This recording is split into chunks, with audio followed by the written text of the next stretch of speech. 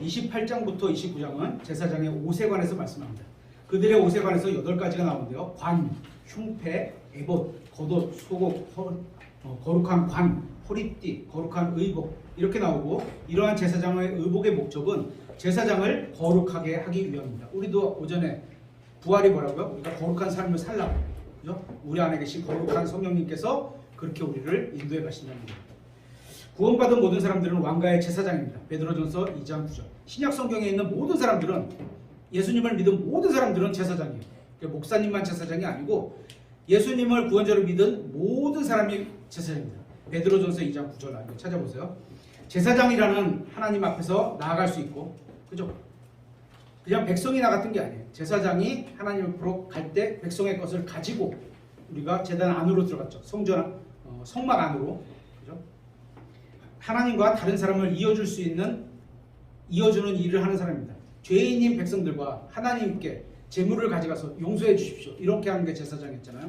우리도 마찬가지예요. 구원받은 우리는 하나님 앞에서 모두 다 제사장이고 예수님은 대제사장입니다.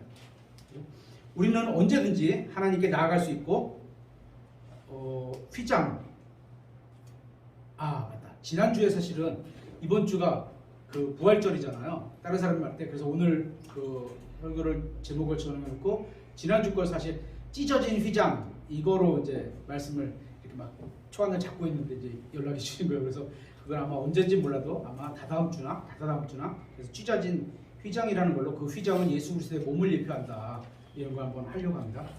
구원받은 우리는 하나님 앞에서 모두 다 제사장입니다. 그래서 하나님께 나아갈 수 있고 다른 사람을 하나님 앞으로 인도해 줄 수 있는 겁니다. 그래서 복음을 전해서 예수 그리스도를 믿고 하나님 앞에 나아갈 수 있게 해주는 게 제사장이 하는 역할이죠. 30장부터 31장에는 성막에 대해 보다 자세한 내용이 나와 있습니다. 인간과 하나님의 관계를 상징하는 또 다른 물품들이 있습니다. 31장에는 부살레엘이라는 인물이 나오는데요. 그는 하나님의 영으로 충만했습니다. 하나님은 성막의 물품을 만들 수 있는 지혜와 지식을 그에게 주셔서, 그래서 도구 이렇게 막 재료만 보고 하나님의 글을 읽고요, 뭐를 만든다는 건 쉽지가 않아 사실.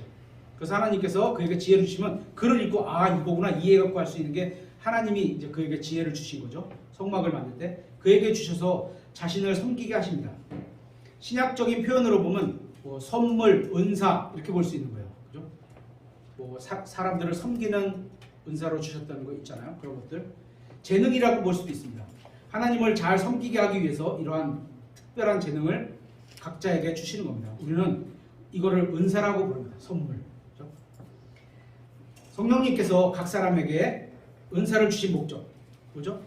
각 성도를 세우고 교회를 세우라고 주신 거예요. 내가 여기 서가지고 뭐 월급 받으라고 주신 게 아니고, 여러분이 다 각자가 받은 은사가, 선물이, 하나님으로부터 받은 선물이 다 그렇게 하라고 주신 거예요. 그죠? 누군가가 자기는 은사를 가지고 있다고 말하면서 교회에서 아무것도 안 한다.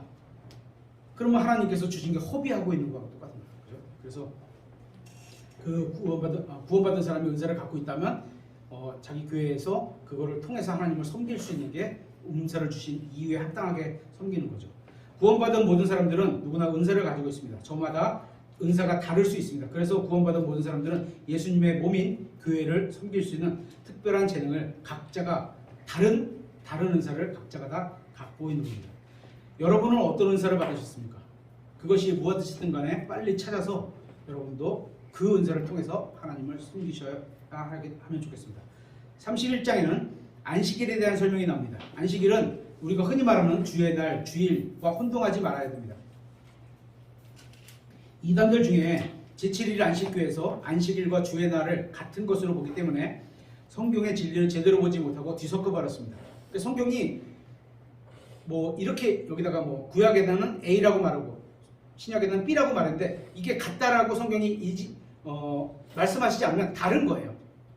다른 거는 같은 게 아니에요. 그래서 그런 표현 있죠. 다른 거는 같은 게 아니다. 그죠? 그래서 이렇게 어떤 단어들을 바르게 이해하지 못하면 성경의 진리를 제대로 보지 못하고 뒤섞어 버리게 됩니다. 신약의 그리스도인들은 안식일을 지키지 않습니다. 그러니까 제가 말하는 안식일을 지키지 않는다는 의미는 율법에 나온 종교적인 의미로 안식일을 지키지 않는다는 거예요. 우리는 하루에 안식은 뭐냐면 쉬라고 하나님께서 주신 거예요. 열심히 6일 동안 일하고 하루를 쉬면서 하나님께 드리죠. 그죠? 그런 의미로 안식은 있을 수 있어요. 그게 어떻게 의미적으로는 우리가 오늘이 안식이 될 수 있는 거죠. 하지만 구약에 6일 쉬고 일곱째 날 토요일 날 쉬어라. 안식일로 지켜라. 이렇게 된 의미로는 우리는 지키지 않는다는 겁니다.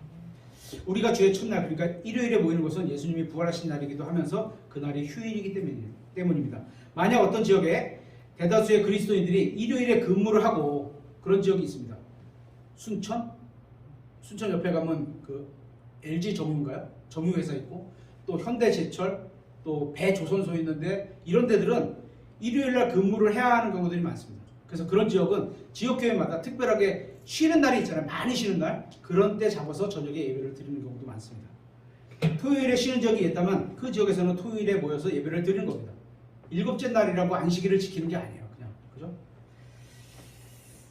우리가 일요일에 모이는 것은 그날의 휴일이기 때문이고 또 그날에 가장 많이 모일 수 있기 때문입니다. 만약에 화요일날 모이면 대부분 못 오실 수 있죠. 그죠? 하지만 안식일을 지키는 안식교는 율법에서 말하는 종교적 예식으로 일곱째 날 그러니까 토요일을 안식일로 지키는 겁니다. 사람들은 안식일과 주일날을 서로 다르다는 사실을 잘 모릅니다. 주의 날은 주님의 날 또 아니면 주가 한 주를 나타내는 경우도 있어요. 위크라고 해서 영어로 일주일 말하는 주 있잖아요. 주. 한 주, 두 주, 세 주. 이번째 주, 다음째 주 이렇게 말하는 주자는 영어로 위크예요. 그래서 일주일의 그 단위를 말하는 거고 안식일은 그냥 특별한 날을 하는 거죠. 또 주의 날을 또 다른 걸로 성경에 한글로 주의 날이라고 하는 건 주님의 날을 주의 날이라고 안식일은 이스라엘 백성을 시험하기 위해서 주님께서 주신 겁니다. 테스트해보는 거죠. 너네가 진짜 내 말을 듣고 6일 동안 열심히 일하고 하루 쉬냐? 그러니까 하나님께서 구약 이스라엘 백성에게 어떤 날을 지정해서 일하지 말라는 법을 주셨는데 이스라엘 법이잖아요. 율법은. 이스라엘 백성은 법을 지킬 수도 있었고 지키지 않을 수도 있었습니다. 하나님께서는 이스라엘 백성이 안식일을 지키는 걸 통해서 그들이 내 말을 잘 듣고 있구나.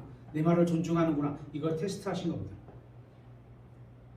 또 다른 목적은 사람들이 계속 일하지만 말고 하루를 쉬어라. 우리가 돈만 벌려고 하루에 막 50만 원, 100만 원씩 벌어보세요. 쉬지도 않고 일을 해요. 그러지 말라는 거죠. 하루를 와서 쉬라고 하신 의미도 있습니다. 이렇게 사람을 위해 주신 겁니다. 그러니까 안식일은 유대인의 육체적으로 쉬는 날이지 주의 첫날, 주님의 첫날, 이날 주의 첫날, 그러니까 일요일이죠. 그리스도인들이 영적으로 쉬면서 예배를 하나님을 향해서 예배를 드리는 날입니다. 유대인들은 안식일에 일하면 죽임을 당합니다. 이 말은 6일 동안 일하지 않으면 죽임을 당한다는 말입니다. 6일 동안 쉬고 일하고 열심히 6일 동안 일하고 하루를 쉬어라. 이게 안식일을 지키는 거라고 하잖아요. 그죠?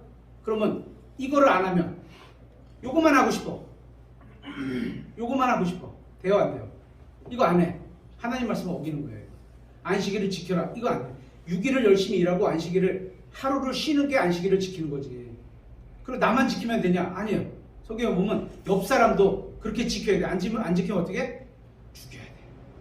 그게 죽이는 것까지도 안식일을 지키는 거예요. 죽이지 않으면 안식일을 안 지키는 거죠. 그래서 신약교회에서는 지킬 수가 없습니다. 유대인들은 안식일에 자신의 거처에 거하라는 명령을 받습니다. 나와서 있잖아요. 거처에 거하라는데 집에 거하랬지 언제 예배당에 모이라고 했어요. 집에 거해야지. 32장부터 34장에는 금송아지 사건이 나옵니다. 무슨 얘기인지 아시죠? 이스라엘 백성은 인도자 모세가 사라지자 시험에 무너져 버렸습니다. 뭐 안 와? 왜 안 와? 나를 인도에 가는 사람이 왜 안 와? 그래서 인도자를 따로 만드는 거죠. 이스라엘 백성은 주님을 위한 명절을 지킨다고 하면서 금송아지를 만들어서 숭배하면서 먹고 마시고 뛰놀았습니다. 근데 그게 음악이 들리는 거예요. 근데 주님을 찬양하는 음악이 아니에요. 언젠가 이제 기회가 되면 이런 내용으로 한번 달아보도록 해보겠습니다. 그래서 주님을 섬기는 음악하고 세상 음악은 달라요. 그러니까 아무거나 갖다가 예를 들어서 한동안 유행했던 게 트로트나 뭐 이런 거에다가 우리가 가사를 찬송에 있는 가사를 붙여서 막 쿵짝쿵짝 이거 하나님이 원하는 그런 음악은 아니에요. 저는 그렇게 믿습니다. 아는 식으로 이스라엘 백성은 주님을 위한 명절을 지킨다고 하면서 금송아지를 숭배하고 먹고 마시고 뛰어놀았습니다. 그들은 자신들이 금송아지를 만들었는데 사실 금송아지는 누가 섬겼던 거? 이집트인들이 섬겼던 거예요. 그 탈출할 때 이집트인들만 탈출한 게 아니에요. 섞여 사는 무리가 따로 들어왔어요. 그래서 그들이 불평을 시작하고 백성이 다 불평하고 그죠? 우리 출애굽기 때 배웠죠. 그죠? 네, 그렇게 된 거예요. 이집트에서 430년이나 살면서 하나님을 섬겨야 할 이스라엘 백성이 이집트의 신들을 받아들인 겁니다. 그들의 몸은 이집트로 떠났지만 마음은 아직 이집트에 있고 그들의 신을 섬기고 있는 겁니다.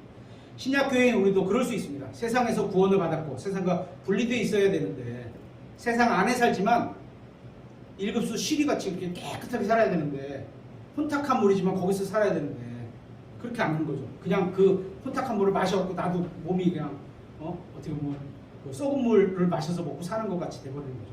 우리는 세상과 더불어 정죄받지 않게 되었습니다. 이제는 우리가 예수 그리스도 안에 있습니다. 하지만 마음은 옛날로 돌아가 버린 경우가 되게 많이 보입니다. 옛날에 좋아하던 것들을 계속 좋아하고 하나님은 원하지 않는데 그걸 계속 따라가고 이런 거죠. 그래서 출애굽기를 영적으로 적용한다면 그리스도인들에게 굉장히 큰 유익을 얻을 수 있습니다. 신약 성도인 우리에게 어린 양의 피로 구원받은 사람들은 그때도 유월절이라고 해서 짐승을 잡아서 문에다 이렇게 발랐잖아요. 이걸 보고 넘어가잖아요. 담. 그래서 유월 담을 넘는다 이런 뜻이에요. 그죠? 영어로는 패스오버 지났습니다. 패스 지나간다 이거 오버 넘어간다는 거거든요. 한문으로는 유월 담을 넘어간다는 거예요. 그래서 피를 보고 넘어갔던 거랑 똑같은 거죠. 이게 우리의 구원을 상징하기도 하고. 계속해서 믿음의 근본의 진리를 머물러야 한다는 사실을 가르쳐 주겠습니다. 그렇지 않으면 언제든지 세상으로 다시 돌아가 버릴 수 있게 됩니다. 그래서 성경 말씀에 자신의 신앙을 세우지 않으면 언제든지 누구든지 다 떠나갈 수 있는 거예요. 저도 마찬가지예요. 그래서 항상 성경을 앞에다 놓고 계속 내가 가야 될 길을 찾고 두들기고 구하고 이렇게 해서 가는 거죠. 모세는 하나님의 영광을 호소하면서 백성을 위해 중보했습니다. 이전에 모세는 하나님을 위해서 백성 앞에 섰는데 이제는 백성들을 위해서 하나님 앞에 서게 됐습니다. 중보자니까 그럴 수 있는 거예요. 이 모세는 백성들의 우상을 다시 숭배하는 것을 보고 진노해서 십계명의 두 돌판을 깨뜨려 버렸습니다. 첫 번째 원본으로 나왔던 것을 깨버렸어요. 그죠? 그러니까 그리고 두 번째 만든 건 똑같이 만든 복사본이에요. 맞죠? 원본은 없어지고 똑같이 만든 복사본이 나왔어요. 그러니까 우리가 성경에서 히브리어, 헬라어 원본 의미가 없는 거예요. 그거랑 정확하게 번역이 됐다면 이 성경도 하나님이 만드셨고 여기에 숨결을 넣으셨고 모든 기록이 하나님 말씀이다 이렇게 믿을 수 있는 거예요. 그러니까 자꾸 어떤 분들은 원본 하는데요. 그래봐야 진짜 우리가 믿는 이 성경보다 바른 길을 찾아갈 수가 없어요. 십계명의 첫 번째 원본의 복사본인 두 번째 원본을 받아서 내려왔는데 이번에는 백성들이 인내하면서 모세를 기다렸습니다. 그러니까 우리가 이것을 통해서도 성경의 원본이 그렇게 중요하지 않다는 사실을 알 수 있습니다. 모세가 십계명의 첫 번째 원본을 깨뜨렸습니다. 그런데 모세를 하나님께서 막지 않으셨습니다. 그걸 왜 깨? 이러지 않으셨어요. 그렇죠? 하나님께서 자신의 말씀을 보존하시는 방법은 예를 들어서 우리는 옛날에 만든 거 TV 진품명품 이거 아세요? 보세요. 네, TV 진품명품은 옛날에 있던 걸 그대로 가져가서 진품이다, 더 비싸다, 이렇게 더 좋다 이렇게 얘기하잖아요. 성경은 아니에요. 성경은 그렇지 않아요. 하나님께서 원본이 있으셨다면 그 원본하고 똑같이 기록된 거라면 이것도 원본하고 똑같은 권능이 있는 말씀, 똑같다면, 그죠? 그래서 우리가 이걸 믿을 수 있는 거예요. 똑같은 내용의 복사본을 통해서 보존하신다는 사실을 이것을 통해서도 알 수 있습니다. 33, 34장은 예언들로 가득 차 있습니다. 성육신에 관한 예언, 지상 사역, 또 하나님의 성품, 하나님의 이름, 제자들의 성별, 섬김, 또 은혜에서 자라가는 것, 이런 것들이 33, 34장에 쭉 나와 있는 것들입니다. 이제 출애굽기의 마지막 부분인 35장부터 40장에는 성막이 완성됩니다. 자원하는 마음을 가진 사람이 자원해서 주님을 섬깁니다. 똑같죠? 저희가 아까도 얘기했지만 점심을 이제 본인이 준비해서 반찬을 갖고 오시고 가는데 자원하는 마음이 없으면요 하나님이 섬기는 거랑은 어긋나는 거예요. 성막을 만들 때도 그렇고 다 자기가 갖고 있는 거 안에서 하나님이 주신 거에 감사해서 다시 드리는 그런 걸로 갖고 온 거죠. 자원하는 마음을 가진 사람이 자원해서 주님을 섬깁니다. 이것이 핵심입니다. 교회도 마찬가지입니다. 주님을 섬기려는데 자원하는 마음으로 섬겨야 합니다. 우리가 주님을 섬기지 않는다고 해서 주님께서 우리를 미워하시는 게 아닙니다. 이건 세상 종교는 그래요. 돈을 내라고 하고 뭘 하라고 하고 막 이러는데, 그죠? 그럴 수 있잖아요. 왜냐면 법당이나 그 자기네들 종교가 유지가 돼야 되니까 그럴 수 있어요. 그죠? 근데 우리는 그렇지 않다는 거예요. 우리 주님은 그렇게 하지 않는다는 거죠. 하나님께서 기뻐하신 거, 우리는 자녀가 집에서 부모님께 잘 하지 않는다고 해서 자녀를 미워하는 부모는 없습니다. 표현은 툭툭하게 할지 모르지만 속으로는 그러면 안 되는데, 얘가 빨리 돌아와야 되는데, 이런 마음을 갖고 대한다는 거죠. 하나님도 똑같은 겁니다. 자녀가 아무것도 하지 않아도 그냥 자녀입니다. 나의 사랑스러운 자녀입니다. 그죠? 부모는 자녀를 사랑합니다. 하지만 시키지 않은데도 자원해서 부모를 섬기고 가정을 돌본다면 얼마나 이쁘겠어요. 이게 우리가 그렇게 해야 되는 거예요. 그죠? 35장에는 마음에 감동을 받은 사람이 나옵니다. 또 가르칠 수 있는 능력을 마음속에 받은 사람들이 나옵니다. 그래서 이들은 자유의지로 주님을 위해서 일을 합니다. 이들이 주님의 일을 하기에 적당한 사람들입니다. 이들의 마음은 주님을 섬기기 위해서 불타올랐습니다. 주님과 함께 일하기 위해서는 반드시 어린 양의 피로 구속을 받아야 되고 이집트를 떠나야 합니다. 계속 이집트에 머물러 있으면 안 돼요. 그렇죠? 그리고 주님께서 시키신 일을 자원해서 하고 자신의 것을 주님을 위해 사용하려는 마음을 가지고 있어야 됩니다. 여기 앉아가지고 주시지만 하겠다. 그러면 하면 안 되죠. 또 주님께서 시키신 것을 만들 수 있는 지혜가 있어야 되고 그렇게 해서 지혜를 받은 사람이 만들어가는 거거든요. 행동을 옮길 수 있는 옮길 수 있는 열심도 있어야 됩니다. 사람들은 성막에 필요한 것보다 더 많이 가져왔습니다. 그렇죠? 그래서 그만 갖고 오세요 이렇게 얘기하잖아요. 주님을 섬기는 너무도 아름다운 모습입니다. 사람들은 주님께서 시키신 대로 순종해서 일을 했고 그래서 성막이 완성됩니다. 이제 모든 사람이 성막 뜰에 들어갈 수 있어요. 사람들은 뜰까지만 갈 수 있어요. 안에 성막 성소하고 지성소는 성막은 세 군데로 되어 있어요. 뜰, 그러니까 바깥 세상에 이렇게 천막으로 가려져 있는 뜰에 있고 뜰은 하늘로 터져 있죠. 그 안에 보면 텐트 하나가 있는데 거기는 두 개로 갈라져 있고 텐트에 들어가자마자는 성소, 안쪽은 지성소. 그래서 요 두 개를 막는 게 휘장, 커튼 같이 딱 베일 커튼 이렇게 되는 걸로 막아져 있는 거죠. 성막이 완성되었습니다. 이제 모든 사람들이 성막 뜰에 들어갈 수 있습니다. 거룩한 곳은 제사장들만 들어갈 수 있었고 우리는 제사장이잖아요. 그래서 거룩한 곳에 들어갈 수 있었어요. 근데 구약으로 보면 제사장은 그 지성소 안에 못 들어갔어요. 왜? 휘장으로 가려져 있기 때문에. 근데 휘장이 어떻게 됐다고? 예수님이 몸이 죽으실 때 찢어졌어요. 그래서 제사장이 성소 안에 들어가면 지성소까지 이게 다 나타나는 거예요. 그래서 우리는 누구라도 하나님의 임재 앞에 언약궤가 있고 그 위에서 만나시겠다 이렇게 했잖아. 금율의 자리라는 거기서 이제 하나님이 우리가 직접 가서도 만날 수 있게 되는 거예요. 누구를 통하지 않고 그렇게 하지 않고도 신약 성경은 그렇게 지금 말을 하고 있는 겁니다. 우리는 예수 그리스도께서 이루신 일을 통해서 가장 거룩한 곳에 가장 거룩한 곳 지성소 들어갈 수 있었습니다. 대제사장만 1년에 딱 한 번 들어갈 수 있는 그곳. 하나님과 교제를 나눌 수 있는 특권을 받은 겁니다. 이것은 대단히 큰 복입니다. 우리가 이런 특권을 누리면서 살아가야 합니다. 하나님과 기도하면서 나아갈 수 있는 게 그 성소와 지성소에 나간 거죠. 저희가. 우리가 살펴본 내용들은 출애굽기가 가르쳐주는 중요한 진리라고 볼 수 있습니다. 출애굽기는 이스라엘이 노예로 살았던 땅에서 약속의 땅으로 여행하는 과정을 보여주는 책입니다. 이 책은 단순히 우화나 설화가 아니라 실제 역사적인 사실을 다루면서도 동시에 신약 그리스도인들에게 실제적인 영적 교훈을 주고 있습니다. 더욱이 출애굽기에는 하나님께서 직접 말씀하시는 장면이 굉장히 많이 나옵니다.